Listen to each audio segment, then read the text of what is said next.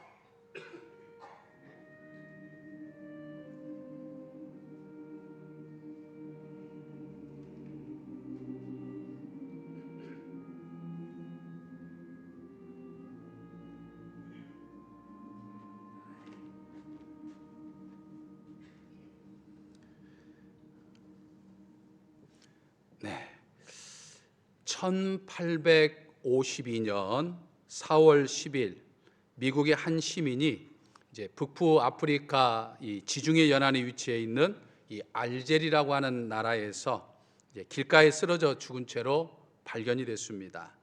이제 그로부터 31년이 지난 후에 미국 정부는 이제 군함을 알제리로 보내가지고 그의 유해를 모셔오도록 했습니다. 알제리에서부터 그의 유해를 싣고 뉴욕에 도착하는 시간에 이제 유해를 영접하라고 하는 사람들로 이제 인산인해를 이루었습니다. 유해가 운거될 때 이제 군악대가 미국 국가를 연주하고 이제 조기가 나부끼자 미국의 고위 관리들뿐만 아니라 대통령까지 일제히 자리에 일어서서 모자를 벗고 고개를 숙여 애도했습니다. 도대체 누구길래 그같이 많은 사람이 애도했을까요? 그는 전쟁터에서 큰 공을 세웠던 용감한 장군도 아니었고, 그렇다고 해서 노벨 평화상을 수상한 사람도 아니었고 위대한 정치가도 아니었습니다. 또 세계를 구한 영웅도 아니었고 큰 명예와 지위를 가진 사람도 결코 아니었습니다. 하지만 수많은 사람이 그의 죽음을 애도했습니다. 그 사람은 당시 많은 사람들의 심금을 울렸던 이 노래를 지었던 작사가였는데 그가 작사한 곡이 바로 우리가 조금 전에 들었던 이 홈 스위트 홈이라고 하는 이 노래, 즉 즐거운 나의 집이라고 하는 노래를 작사했던 이제 존 하워드 페인이라고 하는 사람입니다.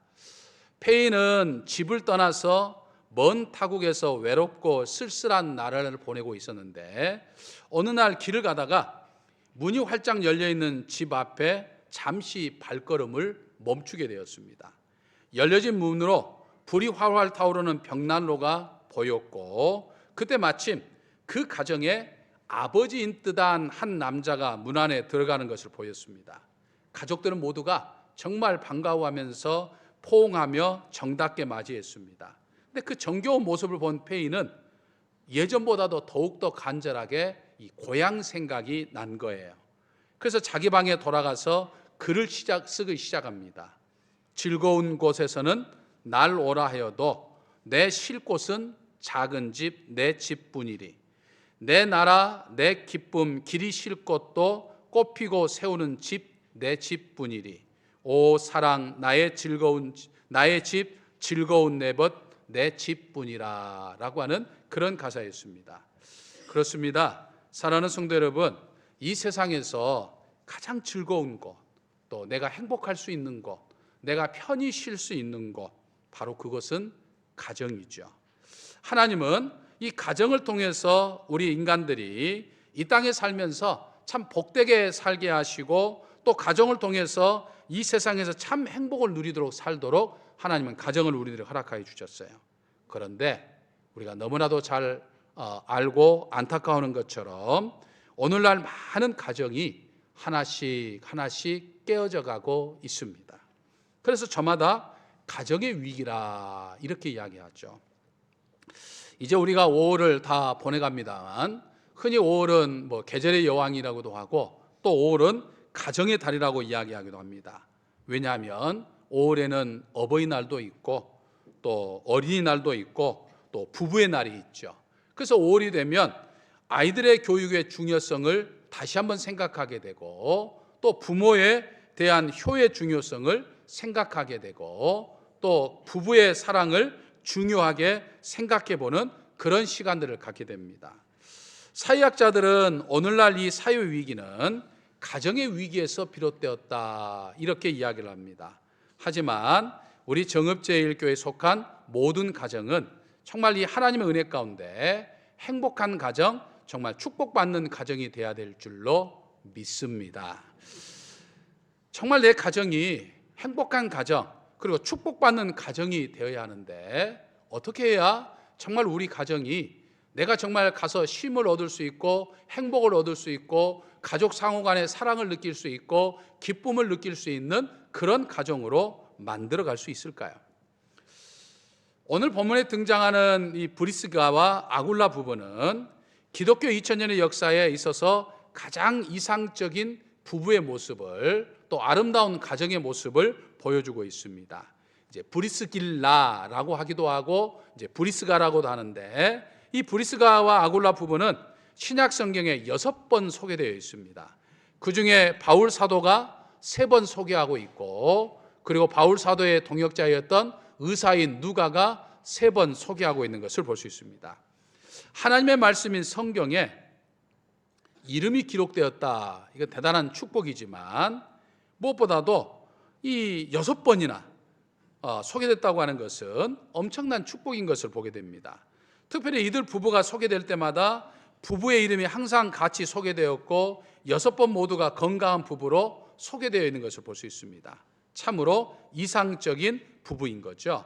그들은 흑해 지방인 아르메니아와 터키 국경 지역에서 태어나서 유대인으로 로마 시에서 살고 있다가 로마 황제에 의해서 모든 유대인들을 다 로마 시에서 추방하라고 하는 이 추방 명령에 따라서 로마에서 쫓겨나 이제 고린도 지방까지 옮겨오게 됐던 거죠.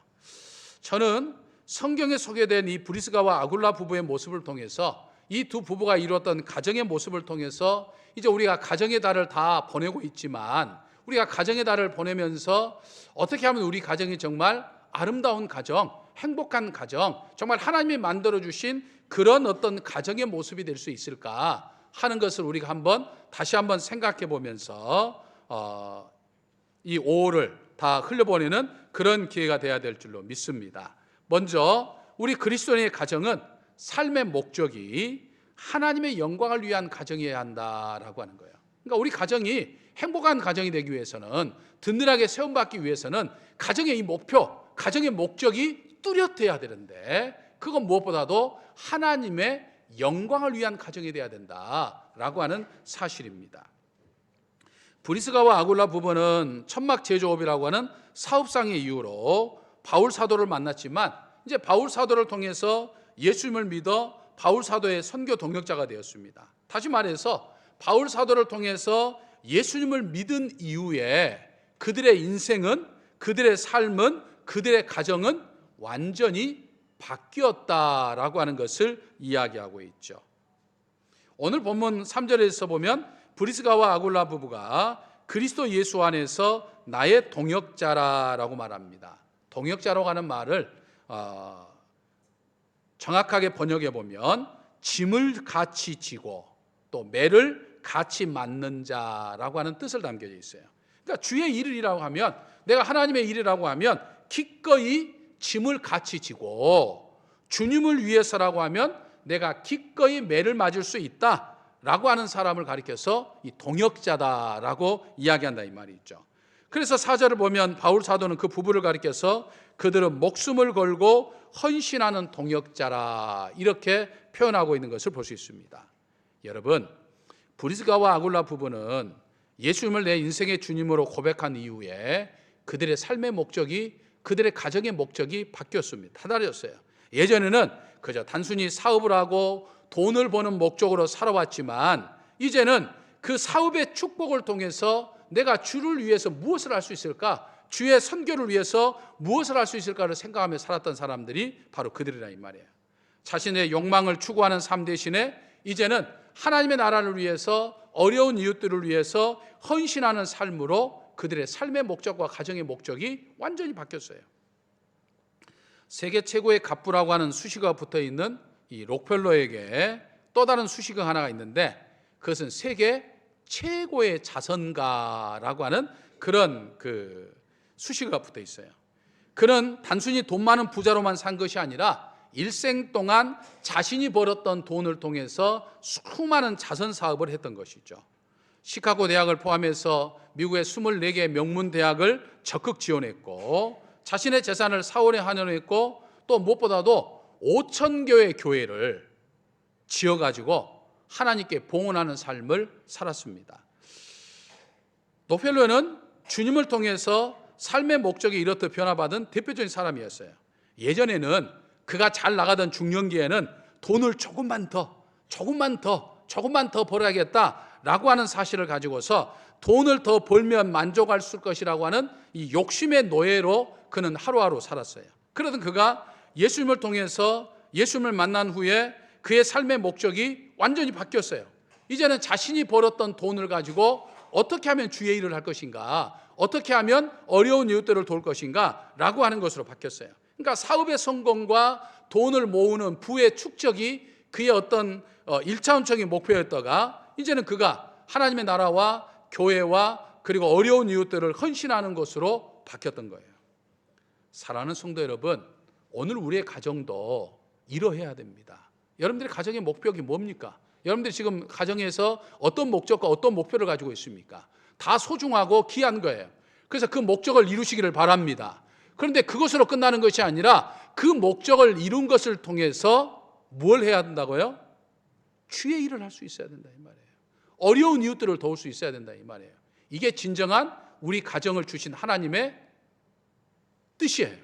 그래서 이 목적이 분명히 설 때 내 가정이 정말 행복한 가정으로, 기쁨이 넘치는 가정으로, 하나님의 축복을 받는 가정으로 변화되게 될 줄로 믿습니다. 다음으로 이 그리스도인의 가정은 부부가 함께 헌신자로 사는 가정이 되었다라고 하는 거죠. 브리스가와 아굴라 부부는 천막 제조 기술을 가진 상인이었습니다. 이역 말리 낯선 도시인 로마에 가서 사업을 하다가 유대인이라고 하는 이유 하나만으로 갑자기 쫓겨나가지고 떠돌아다니면서 천막 사업을 하게 되었어요. 그들이 하던 사업은 천막 제조업으로 굉장히 거칠고 힘든 일입니다. 물론 당시의 천막 제조업은 돈을 많이 버는 그런 직업이었다고 그래요. 그래서 돈은 많이 벌었지만 그와 반면에 굉장히 힘든 노동의 연속이었어요. 하지만 그들은 함께 그 힘든 일들을 해나갔습니다. 같이 앉아서 늦은 밤까지 바느질을 하며 인생의 그 어떤 비바람과 찬바람을 마저도 함께 했습니다. 그런데 이제 예수님을 믿어서 신앙생활하면서도 선교 사역을 하면서도 항상 부부가 같이 했다 이 말이에요. 그래서 브리스가와 아굴라 부부는 신약 성경에 6번이나 소개되면서도 6번 모두 다 부부의 이름이 동시에 소개되어 있습니다. 여러분, 성경을 보면요, 하나님이 축복하신 사람들 가운데 부부가 함께 헌신한 사람들이 참 많습니다. 모세를 이스라엘의 훌륭한 지도자를 키웠던 비결은 아브람과 요셉의 부부의 동역적인 헌신이 있었죠. 또 사무엘의 어머니가 사무엘을 하나님께 바칠 수 있었던 것도 남편 엘가나의 협조가 있었기 때문이었어요. 또 엘리사 선지자를 여러모로 섬겼던 수넷 여인도 선지자를 섬길 수 있었던 것은 남편의 묵묵한 협조와 외조가 있었기 때문에 가능했던 거죠. 세례 요한의 부모인 사가랴와 엘리사벳도 함께 기도하며 헌신함으로 아들을 주님을 예비하는 위대한 신앙의 사람으로 양육했던 거죠. 역시 브리스가와 아굴라법처럼 부부가 함께 헌신하며 동역하는 삶을 살 때 하나님은 우리를 향하여 축복의 손길을 펴신다라고 하는 거예요.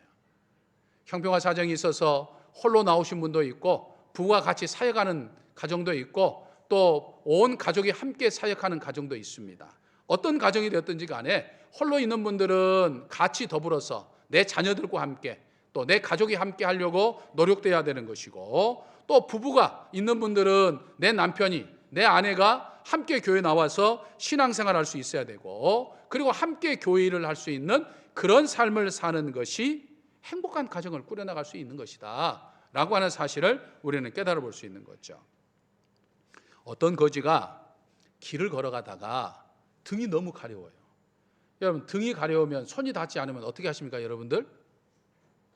요즘에는 효자손도 있고 여러 가지를 하는데, 거지가 그런 것이 없으니까 어떻게 할까요? 이제 마침 이 어느 납비집을 지나가다 납비집 뒷문 기둥에 대고 이제 등을 이제 긁기 시작을 한 거예요. 근데 납비가 정원을 거닐다가 문 밖에서 뭔 소리가 들리길래 이제 문을 열어봤더니 거지가 그렇게 하고 있는 거예요. 등이 가려워가지고 막 긁고 있는 거예요. 그 모습이 너무 불쌍히 여겨서 이제 집 안으로 데리고 와서 목욕도 시키고 옷도 갈아입히고 맛있는 음식도 주고 또 맛있는 음식을 싸서 보낸 거예요. 근데 마침 그 이야기를 전에 들었던 거지 부부가 있었어요. 이제 이 거지 부부가 그 이야기를 듣고 이제 랍비 집에 가가지고 이제 이 홀로 있었던 그 거지처럼 이제 막 그 등을 막 비비면서 기둥에 등을 비비면서 소리를 내고 있었어요. 역시 대문 밖에서 난 소리를 들은 랍비가 문을 열고 그 거지의 모습을 본 거예요. 그런데 이번에는 호통을 치면서 내쫓은 거예요. 그러니까 쫓겨나는 이 거지 부부는 아니 어제 거지하고 왜 이렇게 차별 대우를 하냐 이렇게 불평불만하면서 화를 냈어요. 그자 랍비가 이야기하기를 어제 거지는 혼자여서 기둥에 등을 비벼 긁을 수밖에 없었지만 너희는 둘이니까 서로 등을 긁어주면 되지 않겠느냐라고 했다는 거죠. 그러니까 서로 도와서 등을 긁어주지 않고 그저 얕은 깨로 살아가려고 하는 너희에게는 이런 대접을 받은 것은 당연하다, 이렇게 이야기를 했다는 거죠. 여러분, 등을 긁는 것도요 부부가 같이 긁어야 돼요. 등을 긁는 것도요 가족이 함께 긁어야 돼요. 혼자 해서는 안 된다 이 말이에요. 그러니까 신앙생활도 혼자 하는 것이 아니라 부부가 해야 하는 것이고, 신앙생활도 혼자 하는 것이 아니라 가족이 함께 해야 한다. 이걸 위해서 우리가 힘써 노력할 때 우리 가정이 정말 하나님이 함께 하시는 행복한 가정, 축복된 가정이 될 줄로 믿습니다. 마지막으로 그리스도인의 가정은 온 가족이 교회 중심으로 살아야 됩니다. 브리스길라와 아굴라 부부가 기독교 2000년 역사에 가장 이상적인 부부로 살 수 있었던 것은 그들은 교회 중심의 삶을 살았어요. 5절을 보면요, 그들은 어디를 가든지 자기 집을 교회로 사용했습니다. 고린도에서도 에베소에서도 로마에서도 자기 집을 교회로 개방했습니다. 5절을 보면 바울 사도는 로마 교회 교인들에게 편지하면서 또 저희 집에 있는 교회도 문안하라라고 말합니다. 그러니까 저희 집은 브리스길라와 아굴라의 집을 지금 이야기하는 거예요. 그러니까 그들은 자기 집을 교회로 내놓은 거예요. 또 고린도전서 16장 19절을 보면 그들의 집이 곧 교회였습니다. 그들은 나그네 인생으로 떠돌아다니는 삶을 살면서도 늘 교회 중심의 삶을 살았다는 거예요. 로마에서 추방되어 떠돌아다니며 천막 사업을 하는 등 환경이 안정되지 못하였음에도 불구하고 온 가족이 자기 집을 교회 삼아 교회 중심의 헌신의 삶을 살았다는 거예요. 로마 교회도 세웠죠. 고린도 교회도 사도 바울을 도와서 함께 세웠죠. 에베소 교회도 도왔습니다. 철저히 교회 중심의 삶을 살았다는 거예요. 교회를 사랑하고 교회를 가슴에 품고 늘 살았던 거예요. 100여 년간 제국을 이끌어서 세계 최장수 국가요, 모든 길로 로마로 통한다던 이 로마가 하루아침에 멸망하게 했던 이유가 4가지가 있다고 학자들은 이야기합니다. 첫째, 국력이 약합니다. 당시 로마의 전투력은 최강이었는데 그 최강의 전투를 자랑하던 군인들을 비롯해서 국력이 약화됐던 이유는 납중독 때문이었다는 거예요. 당시 납으로 된 파이프를 통해서 상하수도 시설을 이용해 가지고 장기간 물을 마심으로 인해서 납중독에 노출돼 가지고 각종 질병에 노출되어 전투력 하락으로 이어졌다는 거죠. 둘째는 과도한 세금이었다고 합니다. 셋째는 향락 문화였다는 거예요. 발굴된 로마의 유적지에 가보면 오늘의 시대에 못지않게 태폐와 향락의 시설들이 많이 있었다고 하는 것을 볼 수 있습니다. 마지막 4번째가 가정의 붕괴였다고 말합니다. 성적으로 타락해 가정이 붕괴되면서부터 힘을 잃어버리게 되었다라고 하는 거죠. 여러분, 가정을 지킬 수 있는 것은 오직 신앙입니다. 내 가정, 내 가족을 세울 수 있는 것은 오직 믿음이에요. 그러니까 오늘 내 믿음이 참 중요한 거예요. 내가 어떤 믿음의 삶을 사느냐에 따라서 내 가정을 지킬 수 있는 파수꾼이 될 수 있는 거예요. 그래서 내가 하나님을 믿는 내가 열심히 믿음의 삶을 삶으로 말미암아 나 혼자로 끝나는 것이 아니라 내 가정이, 특별히 부부가 또 내 자녀가 믿음으로 세워질 때 우리의 가정은 세상 그 어떤 것으로도 흔들 수 없는 굳건한 가정이 되는 것이고 행복한 가정이 되는 것이고 기쁨이 넘치는 가정이 되는 것이다 라고 하는 사실을 깨달아 볼 수 있는 거예요. 무엇보다도 교회 중심이어야 한다. 그러니까 모든 가정의 계획이 교회에 맞춰져 있는 거예요. 모든 스케줄이 교회에 맞춰져 있는 거예요. 교회가 최우선인 거예요. 그래서 교회 중심으로 살아가는 가정만큼 축복된 가정이 없다라고 하는 사실을 깨달아 볼 수 있는 거죠. 그래서 오늘 하루의 삶을 우리가 살아갈 때뿐만 아니라 우리의 평생의 삶을 통해서 내 가정을 정말 굳건히 세워가는 파수꾼의 역할을 감당하는 저와 우리 사랑하는 성도 여러분들 되시기를 주님의 이름으로 간절히 축원합니다. 할렐루야. 저희에게 가정을 허락하신 우리들의 아버지 하나님, 오늘 저희 가정이 브리스가와 아굴라 가정처럼 되게 하여 주시기를 원합니다. 가정의 목적이 나와 내 가족의 행복에만 머물지 않게 하시고 우리 주 예수 그리스도를 위해서 쓰임받는 가정 되게 하시고 가정의 기둥이 되는 부부가 함께 헌신하는 가정이 되게 하시고 온 가족이 교회 중심으로 살아가는 가정 되게 하여 주옵소서. 그래야 하나님이 주신 은혜와 복으로 인해 저희 가정이 세상 모든 가정의 부러움의 대상이 되는 가정이 되게 하여 주시옵소서. 믿사옵고 예수님의 이름으로 기도하옵나이다. 아멘.